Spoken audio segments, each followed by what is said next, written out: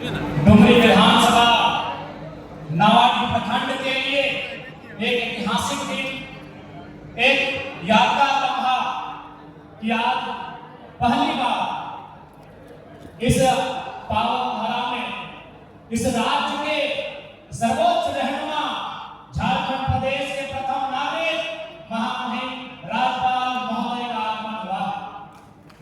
मैं समस्त डुमरी विधानसभा के देवतुल्य जनता के द्वारा उनके ओर से महामहिम माननीय राज्यपाल श्री संतोष कुमार गंगवार जी का इस पावन धरती में हार्दिक अभिनंदन करता हूँ, कोटि कोटि वंदन करता हूँ। क्योंकि महामहिम पहली बार हम सबों के बीच आए हैं और शायद आप बहुत कम लोग महामहिम से परिचित होंगे, लेकिन आप इनके गांव से, इनके क्षेत्र से परिचित हैं। हम लोग बचपन में गाना सुनते थे, झुमका गिरा रे बरेली के बाजार। तो माननीय महामहिम बरेली से ताल्लुक रखते हैं और ये बरेली लोकसभा सीट से 8 बार सांसद रह चुके हैं, 3 बार केंद्र में मंत्री रह चुके हैं। और आज ये हम लोगों के लिए गौरव की बात है कि आज लोग वृक्ष हम सबों के बीच इस राज्य के सर्वोच्च रहनुमा के तौर पर, इस राज्य के सेवा के लिए, इस राज्य के संरक्षण के लिए आज महामहिम राज्यपाल बनकर हमारे बीच आए हैं। महामहिम का हृदय से आभार अभिनंदन करते हैं। हमारे बीच मंच में उपस्थित है बोकारो जिला के उपायुक्त महोदय, हमारे बीच उपस्थित है एसपी महोदय, हमारे बीच डीएफओ महोदय और बोकारो जिला के लगभग तमाम पदाधिकारी। आप सबों का भी अभिनंदन करते हैं, स्वागत करते हैं। मैं लोकतंत्र का चौथा स्तंभ सम्मानित मीडिया बंधुओं, प्रेस से जुड़े सभी मीडिया बंधुओं का आभार करता हूं, अभिनंदन करता हूं। आज इस कार्यक्रम में उपस्थित हमारे अभिभावक, हमारे ग्रामीण, आप सभी का अभिनंदन करते हैं, स्वागत करते हैं। और विशेष जिन विद्यार्थियों के लिए इस कार्यक्रम का आयोजन किया गया है, मैं उन्हें उनके उज्जवल भविष्य की कामना करता हूं, उन्हें शुभकामनाएं देता हूं। तो साथियों, जब भी कोई कार्यक्रम होता है तो उसका एक संदेश होता है, एक उद्देश्य होता है। और हमारे इस कार्यक्रम का संदेश और उद्देश्य इस कार्यक्रम में ही निहित है।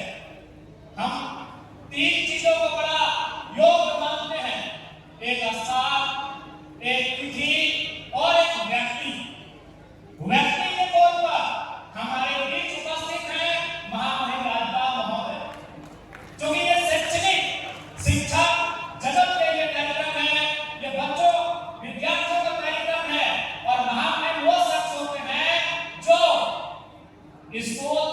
स्कूल से ऊपर कॉलेज, कॉलेज से ऊपर होते हैं यूनिवर्सिटी, और ये झारखंड के तमाम यूनिवर्सिटी के कुलपति होते हैं।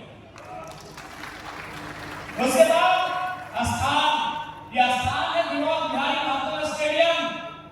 जब झारखंड को याद किया जाएगा, जब झारखंड शब्द हमारे सामने आएगा, तो विनोद बिहारी महतो का नाम सबसे ऊपर हमारे सामने आएगा। विनोद बिहारी महतो वो शख्स जिन्होंने अपने जीवन काल में, आज के दौर में लोग धर्म के नाम पर राजनीति करते हैं, लोग धर्म को हथियार बनाते हैं, लेकिन विनोद बाबू झारखंड के एकमात्र शख्स हैं जिन्होंने अपने जीवन काल में सैकड़ों विद्यालय बनने में, सैकड़ों महाविद्यालय बनने में अपना योगदान दिया है। और आज उन्हीं की प्रेरणा है कि मैं अपने वेतन का 75% पहले 3 महीने का छात्रों के बीच लेकर आया हूं। ये विनोद बिहारी महतो की प्रेरणा है। तीसरा है समय का चयन। ये समय भी बड़ा अनुकूल समय है, सकारात्मक समय है। जितने भी बच्चे 10वीं की परीक्षा को पास किए हैं, जितने भी बच्चे 12वीं की परीक्षा को पास किए हैं, अब वो कॉलेज में पढ़ेंगे। अब आज ये सकारात्मक समय भी है। तो व्यक्ति का भी चयन किया गया है, स्थान का भी चयन किया गया है, और समय का भी चयन एक उद्देश्य के साथ किया गया है। तो चूंकि ये विद्यार्थियों का कार्यक्रम है,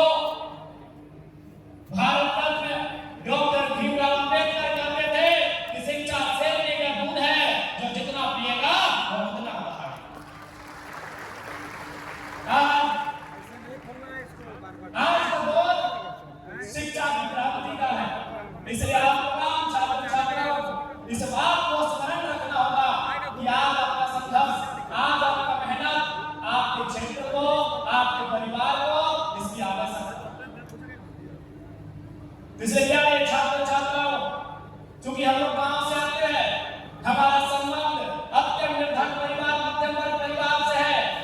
बड़ी तकलीफों, बड़ी संघर्षों के बाद हमारे माता पिता ने परवरिश करके हमें यहाँ तक भेजा है। इसलिए आप सभी छात्र छात्राओं को मेरा आपके विधायक होने के नाते ये संदेश होगा कि आज जो समय आपको मिला है, ये जो अवसर आपको मिला है, ये अवसर आप अपनी पढ़ाई में देंगे। और याद रखिएगा, ये अवसर बार-बार आपके पास नहीं आएगा। हमने पढ़ा है टीनेज, आप टीनेजर हो गई, 13, 14, 15, 16, 17, 18, 19, यानी 13 से 19 की जो उम्र होती है, 13 साल से 19 साल की जो उम्र होती है, उसे हम टीनेज कहते हैं। और ये वही उम्र होती है जहां हम अपने आप को बना सकते हैं या बिगाड़ भी सकते हैं। इस बात को आपको स्मरण रखना है। ये आपके तय करता है। आपके माता पिता ने आपको जन्म दिया है, आपके गुरुजनों ने आपको शिक्षा दिया है। अब आप अपने आप को लेकर कहां जाएंगे, ये आपके विवेक पर तय करता है, ये आपके विचार पर तय करता है, ये आपकी सोच पर तय करता है कि आप इस टीनेज में अपने आप को लेकर कहां जाएंगे। आज में कहने में गुरेज नहीं है मेरे भाइयों। आज जिसके सम्मान समारोह में कार्यक्रम रखा गया है, मुझे कहने में गुरेज नहीं है। मैं आधुनिक समय का विधायक हूँ, इसीलिए आधुनिक बात को आपके बीच रख रहा हूँ। आज आपने बड़ी मेहनत के साथ 10वीं की परीक्षा को पास किया, आपने इंटर साइंस कॉमर्स आर्ट्स की परीक्षा को पास किया, लेकिन 5 साल के बाद जब हम अपने आप को खोजते हैं, जब अपने आप को हम तलाशते हैं, तो बताइए कितने छात्र को हम देख पाते हैं। आज जब इन बच्चों ने मैट्रिक में 90% नंबर लेकर आए, 80% नंबर लेकर आए, रिश्तेदारों ने, गांव वालों ने, सभी ने सोशल मीडिया में स्टेटस लगाया, आपको बधाई दिया, आपको शुभकामनाएं दी। लेकिन बताइए 5 साल के बाद हमने कहां पाते? उन कारणों को भी जानना होगा। उसमें सबसे पहला कारण जो युवाओं में दिखता है, वो कहीं ना कहीं नकारात्मक दिशा की ओर चले जाते हैं। चाहे वो नशा हो, चाहे वो सड़कों में तेज रफ्तार के साथ गाड़ियों की सवारी हो, चाहे कोई भी मामला हो। इसलिए जब आप 5 साल के बाद अपने आप को तलाशते हैं, तो आज जितने बच्चे जॉब करके जा रहे हैं, उनमें इक्का दुक्का को छोड़कर हमारे खोज नहीं पाते। फिर क्या होता है, हमें महाराष्ट्र, गुजरात, तेलंगाना जैसे प्रदेशों में दिहाड़ी मजदूरी के लिए जाना पड़ता है। मेरी बातें आपको कड़वी लग सकती है मेरे भाइयों, लेकिन ये मेरा आकलन है, मेरा ये मूल्यांकन है, ये मेरे राज्य की सबसे बड़ी समस्या है जो आज हमारी नई पीढ़ी में पाई जा रही है। अगर आप इस बुराई से, इस नकारात्मक चीज से बच गए, तो निसंदेह आज जहां महामहिम बैठे हैं, जहां आज बोकारो जिला के उपायुक्त, पुलिस अधीक्षक महोदय बैठे हैं, कल आपकी बारी होगी इन जगहों में आने की। कल आपकी बारी होगी इन जगहों में आने की। और मेरे बहनों आपसे भी कहेंगे, यदि आप ये सोशल मीडिया, जिसे हम इंस्टाग्राम कहते हैं, फेसबुक कहते हैं, वहां पर आप अच्छे दिखते हो, आप सुंदर लगते हो, आपकी बहुत यादें आ रही हैं, अगर इन मैसेजों से बच जाएंगे तो आप भी बहुत दूर तक अपना सफर तय करेंगे। मैं नया विधायक हूँ, स्पष्ट कहना मुझे पसंद है। आज हमारे समाज की बीमारी क्या है, बुराई क्या है, मैं आप सबों के बीच रख रहा हूँ। ये मेरी बहनों को मेरा ये संदेश होगा, यदि आप इन नकारात्मक संदेशों से बच जाएंगे जो आज सोशल मीडिया में प्रचलित है, तो मेरा मानना है कि आज डीडीसी मैडम एक महिला है, एसडीएम मैडम एक महिला है, 2-3 प्रखंड के वीडियो मैडम महिला है। अगला नंबर आपका होगा मेरी बहनों, अगर आज आप अपने आप को बचा के रख लेते हैं।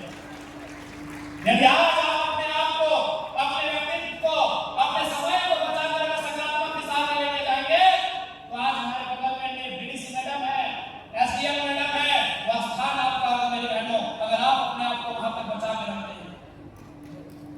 इसलिए आपको तय करना है, एक विधायक होने के नाते आज भाई को महोदय बैठे हैं, महामहिम बैठे हैं, जिनसे आपकी आवश्यकता पड़ेगी हम उन्हें आपके बीच लेकर आएंगे। आप मन लगाकर पढ़ो, अपने मेहनत से ऊंचा अपना नाम करो, अपने मेहनत से ऊंचा अपना नाम करो, कलम की ताकत से तुम भी अब्दुल कलाम हो।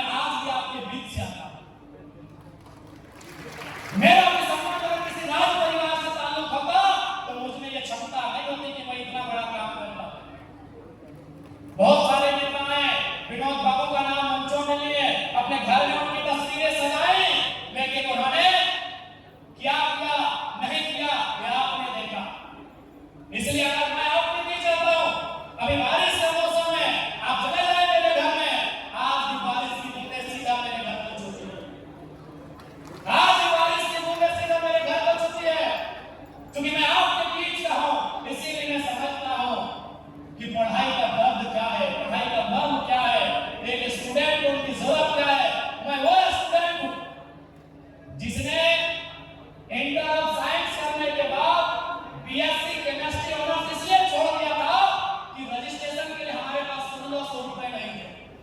इसलिए मैं समझता हूं एक स्टूडेंट का दर्द क्या होता है। हमारे प्रोफेसर जितेंद्र सर हैं, कभी राजगंज जाइएगा तो उनसे मुलाकात करिएगा। उन्होंने ये कहा था कि जनाब हम ट्यूशन की मांग कर सकते हैं लेकिन रजिस्ट्रेशन फॉर्म फिलअप कर ठीक तो देना पड़ेगा। इसलिए मैं जानता हूं, मैं समझता हूं कि आप किस हालात में आकर पढ़ाई कर रहे हैं। और मैं एक बात जरूर कहूंगा, आपको मोटिवेट होने के लिए इधर ये तमाम जो मोटिवेशनल स्पीकर्स हैं जो अपना प्रवचन देते हैं, अपना वचन देते हैं, उनके पास जाने की जरूरत नहीं है।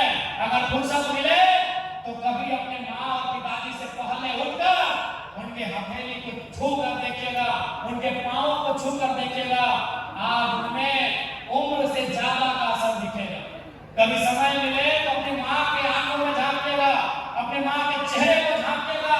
आपकी माँ को उम्र 40 साल है लेकिन आज वो 60 साल की दिखती है। उससे बड़ा मोटिवेशन अपने लिए कुछ भी नहीं हो सकता। आज अपनी माता सामान्य, आपकी भी माता, हमारी भी माता 4 बजे 5 बजे सुबह उठती है और सबसे पहले अपने हाथ में झाड़ू थामती है। कभी आपने सोचा कि आपकी माँ ने झाड़ू क्यों थामा? इसलिए आपकी माँ ने सुबह 4 बजे उठकर झाड़ू थामा। उस माँ को भी, उस माँ ने ये प्रण लिया है कि मेरी बेटी, मेरा बेटा जब बड़ा हो जाए तो हाथ में झाड़ू ना थामे, वो कलेक्टर की कुर्सी में बैठकर कलम थामे। ये आपकी माँ का प्रण है। अब आप पे निर्भर करता है कि आप अपने माँ के प्रण को कितना हद तक पूरा करते हैं। अब आप पे निर्भर करता है कि आप अपने पिताजी के सपनों को कितनी ऊंची उड़ान देते हैं। यह आप पे निर्भर करता है। क्योंकि याद रखिएगा, जो रास्ता आप चुनेंगे उस रास्ते में आपको अकेला चलना होगा, उस रास्ते में आपको अकेला चलना होगा। क्योंकि देश के महान संत विवेकानंद जी ने कहा था कि दिन में एक बार खुद से बात कर लिया करो, नहीं तो तुम दुनिया के सबसे अच्छे इंसान से मिलने का मौका गवा दो। आपके लिए इस दुनिया में सबसे बेहतर तो ये तो आप है।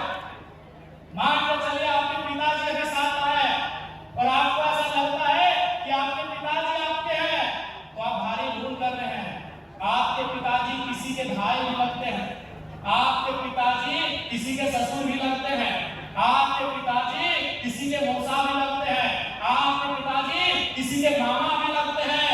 तो आप अपने पिताजी पे एकल अधिकार कैसे रख सकते हैं? आप अपनी माता पर एकल अधिकार कैसे रख सकती हैं? वो किसी की पुत्रवधू है, वो किसी की मासी लगती है, वो किसी की भाभी लगती है, आपकी माँ है लेकिन उसका सम्मान इसी समाज में अन्य लोगों से भी अन्य है।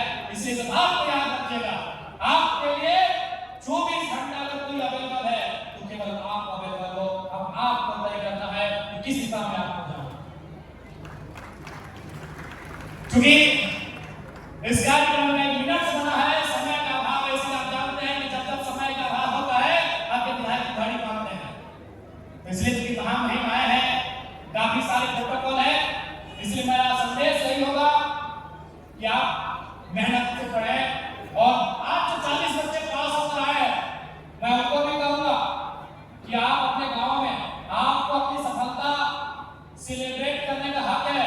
लेकिन याद रखिएगा मेरी बहनों और मेरे भाइयों कि यदि आपके गांव में कोई बच्चे फेल हो गए हैं तो आप उन्हें मत भूलिएगा, उन्हें भी मोटिवेट करना ये आपका काम है। और आज ये मन से मैं कहता हूं, जैसा मैंने अपना महीने का 3 महीने का सैलरी टॉप 40 को दिया है, आप जाइए डुमरी विधानसभा में, अगर कोई बच्चे फेल हुए हैं, अगर वो पढ़ाई आर्थिक अभाव में छोड़ना चाहते हैं तो अगला 2 महीना का 75% सैलरी फेल हुए बच्चों के लिए मोटिवेशन देंगे।